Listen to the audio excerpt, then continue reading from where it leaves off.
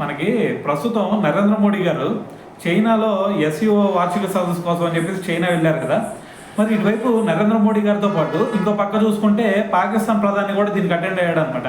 మరి ఇదంతా ఒక ఎత్తు అయితే, మరి దీంట్లో భాగంగా అటువైపు జిన్పింగ్తో కొన్ని విషయాల గురించి తీవ్రంగా చర్చించడం జరిగింది మోడీ గారు.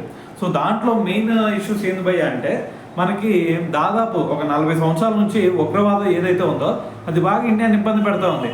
సో అందుకని చెప్పేసి ఇప్పుడు మోడీ గారు అటువైపు జిన్పింగ్తో కూడా దీని గురించి తీవ్రంగా చర్చించి ఇద్దరు కూడా ఒక డెసిషన్ రావడం జరిగింది అనమాట. అయితే వీళ్ళు మాట్లాడుకుంటుంది ఏంటంటే, ఇద్దరం కలిసికట్టుగా మరి ముందుకెళ్ళిపోయి ఈ ఉగ్రవాదం ఏదైతే ఉందో ఈ ఇష్యూని అసలు అంతరించే మరి కనుమరుగు చేసే విధంగా మనం చర్యలు తీసుకోవాలా. దాని తర్వాత మన మధ్య కూడా ఇక నుంచి ఎటువంటి వైరం లేకుండా మరి శాంతియుతంగా ప్రపంచ దేశాలన్నీ కూడా మరి ఈ శాంతి మార్గాన్ని అనుసరించే విధంగా మనం చర్యలు చేపట్టాలా. దాని తర్వాత ఇది మనకి బోర్డర్లో ఏదైతే ఇష్యూస్ ఉన్నాయో వాటికి సంబంధించి కూడా మనం ఎటువంటి ఇబ్బంది లేకుండా ముందుకెళ్ళాలి అనే విధంగా వీళ్ళైతే చర్చలు చేశారనమాట.